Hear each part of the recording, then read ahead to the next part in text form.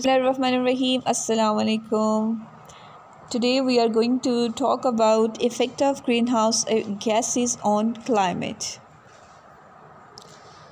यानी जो green house gases हैं यानी सूरज की शुआएं जो ज़मीन तक आती हैं, कुछ वापस चले जाती हैं, तो उनके पास हमारी आबो हवा पे कैसे असरात पड़ते हैं।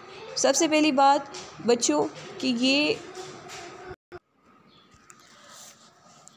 अगर ज़मीन पर ज़्यादा ग्रीन हाउस गैसेस आती हैं तो ज़मीन का टेम्परेचर वार्म ज़्यादा हो जाता है, गर्म ज़्यादा हो जाता है, और अगर कम आएगी तो यहाँ सर्दी ज़्यादा हो जाएगी। सो an increase in the amount of greenhouse gases in the atmosphere increases the greenhouse effect, which is creating global warming and bringing about climate change.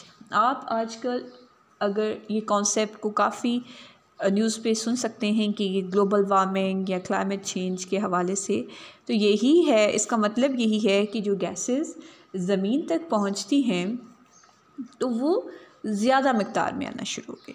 तो नतीजतन क्यों, वजह क्या है, वो ज़मीन पर ये फॉसल फ्यूल्स या कार्बन डाइऑक्साइड फैक्ट्रीज़, ये सारी चीज़ें चलने की वजह से, फैक्ट्रीज़ या ईंधन का ज़्यादा इस्तेमाल होने की वजह से ज़मीन पे कार्बन डाइऑक्साइड ज़्यादा बनती जा रही है, जिसकी वजह से जो आउटर लेयर्स हैं वो डिस्टर्ब हो रही हैं और इसमें सुराख हो रहे हैं। तो नतीजतन फिर ग्रीन हाउस गैसेस का इफ़ेक्ट ज़्यादा हो रहा है और जिसके नतीजे में ग्लोबल वार्मिंग हो रही है। आगे आते हैं बर्निंग ऑफ फॉसिल फ्यूल्स। जैसे the burning of fossil fuels such as petroleum, coal and natural gas produces carbon dioxide. Almost all types of transport run on transport. Coal is used as an energy source is power plants.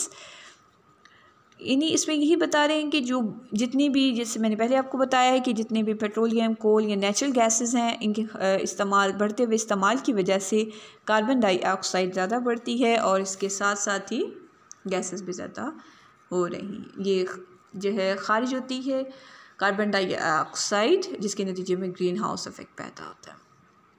और जैसे due to rapid industrial development all around the world, गाड़ियाँ ज़्यादा चल रही हैं, industrial development हो रही है, हर तरफ हालात बदल रहे हैं, तो इस तरह से जो हमारी एयर है वो पोल्यूटेड होती जा रही है, जिसके नतीजे में ग्रीन हाउस इफेक्ट पड़ता है, ग्लोबल वार्मिंग बढ़ती है। फिर इसके बाद डिफॉरेस्टेशन, जंगलात का कटाव, क्योंकि जो जंगलात होते हैं वो ज़मीन पर कार्बन डाइऑक्साइड की जो कमी है, ज़्यादती है, उसको कंट्रोल करने में बहुत अहम किरदार अदा करते हैं।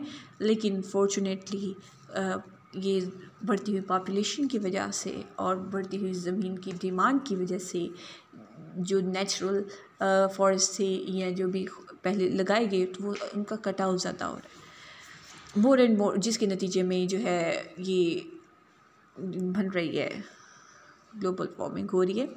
मोर and more trees are being cut down to make space for agriculture, houses and factories. Trees act as the lungs of the earth. बहुत मज़े की बात की है कि जो ट्रीज़ होती हैं वो ज़मीन के लिए लंग्स का काम करती हैं, फेफड़ों का काम करती हैं, और अगर ये आप किसी इंसानी जिस्म में से या जानदार में से फेफड़े निकाल देते हैं तो नतीजतन वो उसके लिए सांस लेना मुश्किल हो जाता है, सर्वाइवल मुश्किल हो जाता है।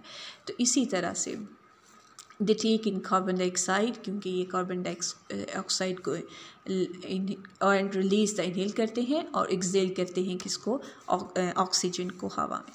This way the air gets purified, जिसके नतीजे में हमारी जो आबो हवा है वो प्योरीफाई हो जाती है। Since there are not as many trees to do this for us, carbon dioxide is getting added to the atmosphere and not being replace with oxygen.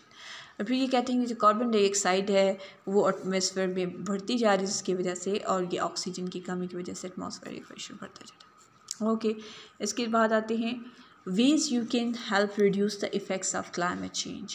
वो कौन से तरीक़ाकार हैं जिसके नतीजे में हम क्लाइमेट चेंज या उसके जो ये ग्रीन हाउस इफ़ेक्ट बढ़ रहे हैं, ग्लोबल वार्मिंग बढ़ रही है, उसको हम कम कर सकते हैं। सबसे पहली बात, बी एनर्जी एफिशिएंट। यानी आप एनर्जी का इस्तेमाल करते हुए एहतियात करें, किस तरह से बहुत एफिशिएंटली इस्तेमाल करें। यानी बिजली का कम से कम इस्तेमाल करें। अगर घर में लाइट्स ऑन हैं, कमरे में कोई नहीं है, तो फ़ौरन लाइट ऑफ़ करें और जो है जितनी लाइट की ज़रूरत है उतनी ही लाइट ऑन की जाए। बिला वजह लाइट्स ऑन करने से ये हीट बढ़ती है। ओके, फिर इसके बाद save water bye turning of taps when not in use. इसी तरह से पानी जो खोल दिया जाता है, ये बिला वजह अक्सर इस्तेमाल भी नहीं होता, टूटी खुली होती है, अक्सर घरों में टैप्स खुली होती हैं, तो इसलिए उसको भी कंट्रोल किया जाए।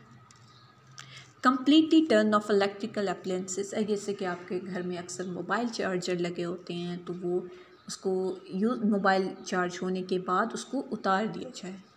यानी कोई भी चीज़ जो स्विच में से लगी हुई है और इस्तेमाल में नहीं है, उसको बंद कर दीजिए। ऐसे नहीं कि वो लगी रहे और आपने तो जी हमारा तो चार्जर हमने तो कर लिया और वो मोबाइल साथ में लगा हुआ है, तो ये ऐसा नहीं होना चाहिए। या घर में प्रेसर है, फ्रिज है, यानी जो चीज़ इस्तेमाल में सिर्फ वो सॉकेट के अंदर हो, बाकी नहीं। फिर वॉक और यूज़ अ बाईसाइकिल।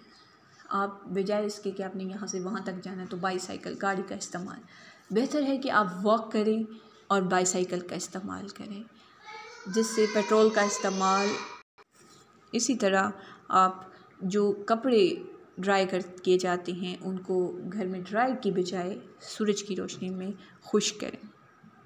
इसी तरह रिसाइकल जो पेपर्स है, मेटल है, ग्लास है या प्लास्टिक है, उसको दोबारा इस्तेमाल में लिया जा सकता है, बजाय इसके को आप उसको कचरे को जो है डस्टबिन का हिस्सा बना दें। यानी जो चीज़ है उसको रिसाइकल किया जा सकता है, दोबारा से वो इस्तेमाल में आ सकते हैं। बाय लेस प्लास्टिक और कम से कम प्लास्टिक इस्तेमाल ख़रीदें। और फ़ोटोकॉपी या प्रिंटिंग जो भी होती है तो सिर्फ एक पेज पे करने की बजाय दोनों पेजेस पे होनी चाहिए। Wash clothes in cold and warm water. उनके गर्म पानी से जो है ज़्यादा जो है कपड़े जो भी धोने हैं वो एहतियात से वो इस्तेमाल से धोएं। इस तरह से धोएं कि गर्म या पानी का इस्तेमाल करें, बजाय इसके कि आप डिटर्जेंट्स का ज़्यादा से ज़्यादा इस्तेमाल करें। एंड यानी आप जो डिटर्जेंट्स यानी जो साबुन या सर्फ वगैरह इस्तेमाल करें वो कम से कम करें। Be aware of what happens to your rubbish. Keep stuff out of land side kitchen and garden waste can be composed recycle.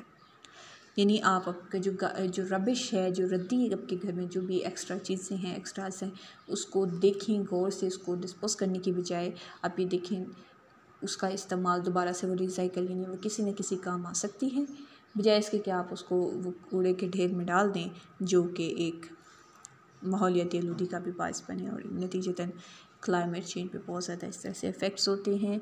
I hope class आपने इस जो ये यूनिट था हमारा क्लाइमेट के हवाले से, वर्ल्ड क्लाइमेट के बारे में, तो कुछ कॉन्सेप्ट्स आपको समझ आए होंगे कि वेदर क्या है, क्लाइमेट क्या है, या क्लाइमेट के असरात क्या हैं, टेम्परेचर क्या है, या पाकिस्तान का की क्लाइमेट कैसी है, और ये कौन से फैक्टर्स हैं या इफ़ेक्ट्स हैं जो ग्रीन हाउस इफ़ेक्ट्स क्लाइमेट पे होते हैं। और इसके साथ साथ हम जो ये क्लाइमेट चेंज है उसको कैसे जो इफ़ेक्ट्स हैं उसको हम कैसे रिड्यूस कर सकते हैं।